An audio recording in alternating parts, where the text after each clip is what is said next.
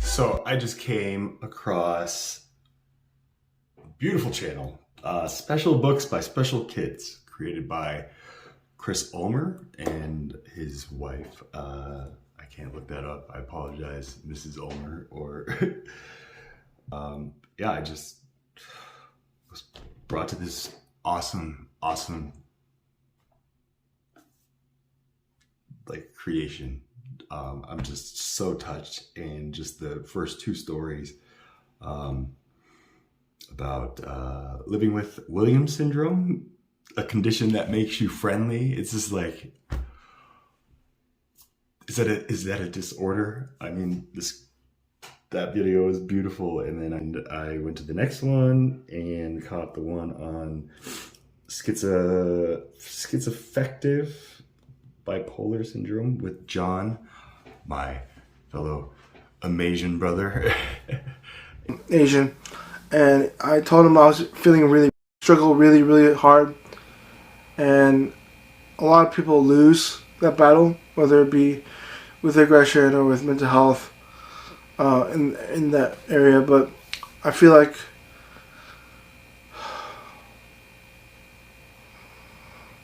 can you repeat the question? Of course. What is the most important thing you hope people understand? Just hope that people understand that like people can go through this kind of stuff. It's not just like, because you grew up a certain way or a certain, town or whatever. It doesn't mean that you're not like susceptible to, these kinds of things. And so it's important for a lot of people who struggle with mental illness that, even if it's in aggressive form, that, they feel loved and appreciated and just feel like respected. I think it's the number one thing. Are medications an automatic cure? Do you take them and then everything goes away? No. It helps you to get to a baseline. So one of the things I had, my doctor told me, was that you're going to deal with a baseline level of psychosis and paranoia for the rest of your life. And that doesn't mean you're doing anything wrong. Doesn't mean you're doing anything bad. That's just how it is. You have to learn how to deal with it. And my psychiatrist, I've seen her for 6 years, so she knows me. She knows, the stuff I go through. And so she's like, okay, you're not going to, it's not a cure-all, but that doesn't mean, that you can't get better or you can't do the things you want to do. Some things you may not be able to do, but that doesn't mean you're a bad person. Like, I tried going to college. I did well in college, but I had to drop out because of mental health. So, yeah. What would you like to say to other people who are just diagnosed with schizoaffective disorder? Oh, wow. I would say to them that they matter, and it's okay to feel lost and angry, upset, unhappy, and all those other things. But there is hope, and one thing that helped me was just finding something I love to do and putting all my passion and creativity into that. You're not alone, and you can do it. It was just finding something I love to do and putting all my passion and creativity into that. It was so refreshing. You're not alone, and you can do it. Have this today, and so I wanted to create this and just express just how much I am grateful for just what you're trying to do, Chris, as far as just showing people that we're people, and when I say we're, I've been struggling with mental illness, and so watching John's video really tugged at a lot of heartstrings. It really resonated with me, and just again, like, I'm just so excited to just keep watching these videos where it's just like, yeah, all these people, just thank you for showing us the humanity in just looking at people through their heart, you know, not by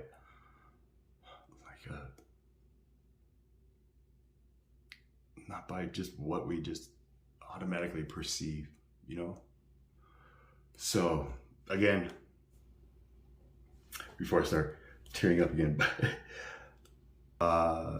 my 17 subscribers, I hope that you guys check out this channel because it is truly something like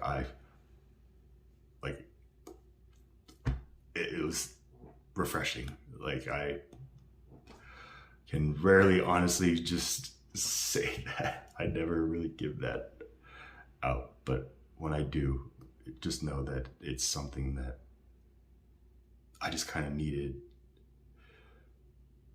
to restore and just kind of re-energize like my passion to also kind of do the same thing. Just show people that we're all just loved. We all just want to be loved, and we all have fears, and we all have, and I hate, you know, Chris, you asked at minute, I think 15:45 of John's video, just medications, did that work? Or maybe it was, you know, like 50, just, I loved John's explanation of just like, hey, you know, like, this is just baseline. And like, John, thank you so much, because like my parents, Korean, also direct immigrants. So I don't know what generation you are in your family, but I'm first generation male. So yeah, like, I don't know if you just know that. And I just, the one thing that I always just like resented about our culture, our Eastern culture, is just that, like, you said at minute 14:30, like, we don't get angry. Like, I don't know. I like, my parents keep trying to tell me that, you know, like, I hear my dad, you know, his business partner, Sherwood, is this Jewish guy. His daughter, Nicole, was like the secretary in the office when they were working, and she'd always tell me stories about like how Mr. Young, his like right-hand man for like 20 years, would always just get like chewed out. And she was like, I feel so bad for Mr. Young every time he comes in. I'm like, why? And she's like, because your dad just chews him out. And I'm just like, what are you talking about? She's like, listen. And I'm just like, dude, there's just like talking. And I try to, that's like kind of when it like clicked, when I was just like, oh, like, it's just like, I don't know if it's a passion, but I think it is a lot to do with just like, I don't know, maybe the male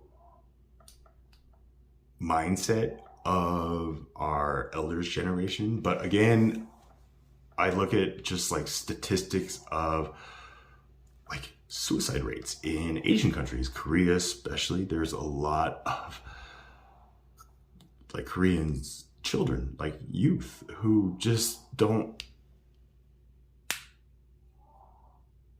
I don't know, like, they just don't want to take the like that pressure, that stress. You know, when you said that at 19, like, that was your highest moment, like you mentioned, you were, you know, like just coming out of band, and just like, that was like, you said that was like 14, and that was just like the best like feeling that you can remember. And yeah, I can imagine like after 19, like having that just like making you feel like top of the world, like, oh my gosh, like, I love music, like, you have this passion.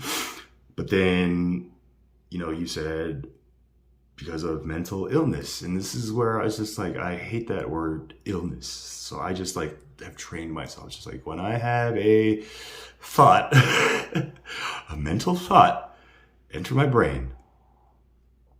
So like just my advice for you, Chris, and just like that, if we could just try to train the public not to look at it as, or even just perceive it and receive it as like a mental illness. But hey, I have a mental thought. I'm empty. Like we got to redefine the words, or at least the wording that we have been using that have created like the stigma. You know, when I looked up Williams disease, because somebody told me like asked me questions about if I ever had any genetic tests about any like deficiencies. And I was just like, oh, I know that Asians have, you know, a gene that's missing that prevents us from, you know, processing alcohol, which makes us go like really flush, you know, and plus my mom is like allergic to alcohol. So I have like that from her. So like, I've always told my friends, like, I can't drink. I can't. And they're like, you gotta try it. And I'm like, I can't. It's just like literally going to kill me. Like, you know, and I remember, yeah, the first time I was like, fine, you guys want to see what happens? I'll show you what happens. Sorry, I just like spit everywhere. I just remember like, oh, it's all right. And then just like, I gotta go through. I couldn't find the bathroom. And I just remember running out the apartment door and just, I couldn't make it down the stairs. And I just, like, right on the neighbor across the street. I don't know if it was because I like just accidentally tapped on the door, but like he just ended up opening it right as I'm just like, and I was like, oh, and it was just awkward. You know, we were underage and just like, but it was like a fun memory. We were like rollerbladers, so it was just like, just being a mischief like my parents think I am, even though I'm just like rollerblading because that's what I want to do. Because it's just like something other than studying and just worrying about what I'm gonna do when I become a doctor. You know, like my parents would always tell me, like, you could be anything you want in the world, Charles. Like, you could be anything. A doctor, a lawyer, anything. And I'm just like, I don't know. Like, when I graduated high school, like the plan was just always like, you're gonna go to Harvard or some Ivy League school. And you're gonna be anything you want. A doctor or an architect or a lawyer. It's just like, and then when, graduation time came and I had to go through all the tests, I just really, that was like my low point. So it was just kind of striking that, at that point in your life, that was like the highest when, like, at that point in my life, I was like my most lost and just like confused and scared and stuff like that. So just to compare and contrast, but it sounds like you have like amazing parents. I mean, like, it doesn't sound, but it just, I can tell like you have amazing parents. I don't know if they're Korean or if you're part of the adoption part, but either way, like, I'm so grateful for just the answers that you gave 1702, and I just hope that people just like recognize just what you're doing. You know, like, it was like watching Kyle Rittenhouse like giving his defense. Like, you are processing the questions. You are actually thinking about what people are asking you, just like I do. You know, and like, I do it all the time. People are like, can you still stop interrupting me? And it's just like, I know it's like interrupting, but it's just, I have a disconnect here where if we don't plug it back, I'm just going to waste time at the end of this and just be like, okay, well, we got to rewind back to that. So I've just always had these things, and I haven't been able, you know, the stigma of seeking therapy for mental health issues in my family was just unbreakable. Which, you know, was hard. It took us longer to get through it, but like, I can honestly say, like, I've gone through it and I'm very grateful and appreciative and like, just, little regretful that I wasn't able to forgive them sooner and didn't realize this, but that's just life. You know, like I read that the day a child realizes that all adults are imperfect, they are an adolescent, and the day that they realize, or the day that they forgive them, is the day that they become an adult. And so, you know, that's just my baseline. Just when my parents were like, what are you doing? You're 40 years old. You're not married. What are you doing? And I was like, I'm doing the same thing I've been doing for 40 years. Just my own thing. You know, you say you're 27. So to John's parents, just like keep doing what you're doing, because yeah, if you just support it, then trust me, he's gonna find himself. And so I hope this video finds you well. And like John, I just truly, honestly feel that like we were meant to meet. So I'm gonna leave my contact info below. I'm a very trusting person. I don't know if this is part of Williams disease, but yeah, I just,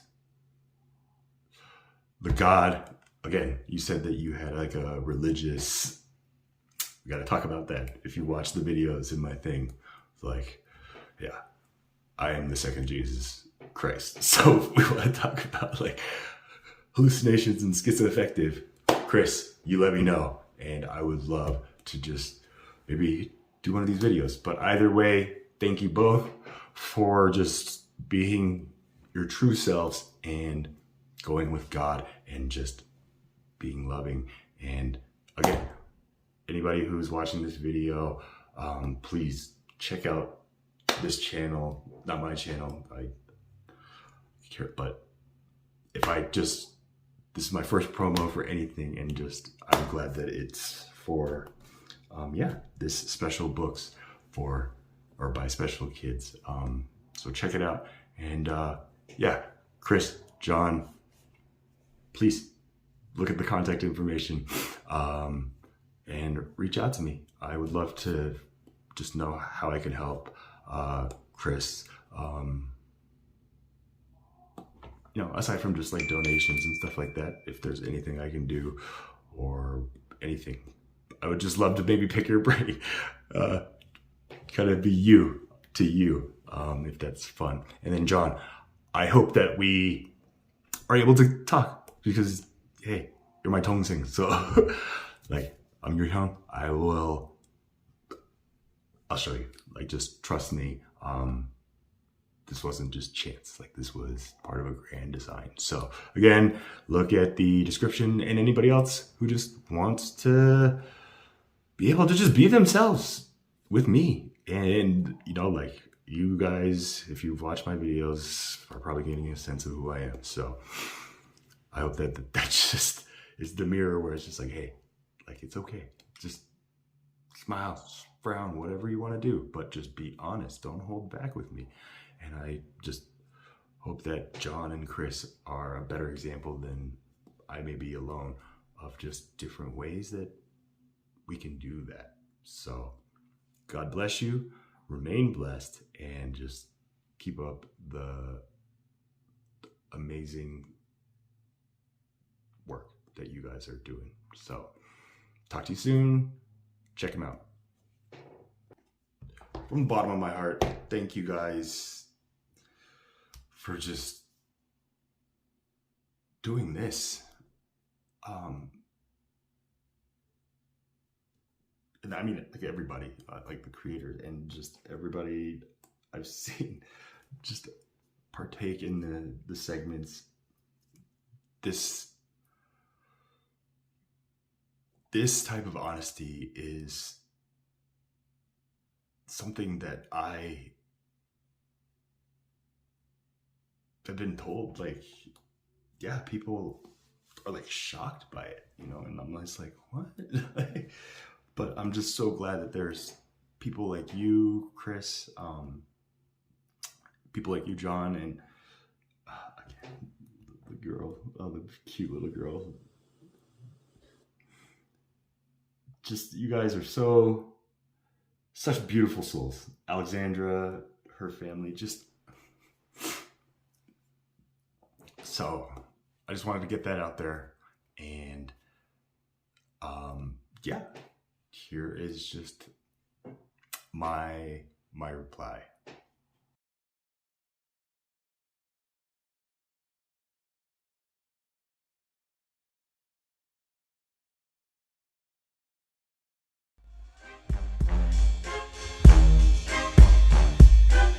What's the difference between me and you? Absolutely nothing. Trying to figure out why these people are front. What's the difference between me and you? Absolutely nothing. Differences exist, but let me show you something. What's the difference between me and you? Absolutely nothing. I speak the truth, better believe I'm not bluffing. What's the difference between me and you? I got a plan to unite the people, better believe I'm about to see it through.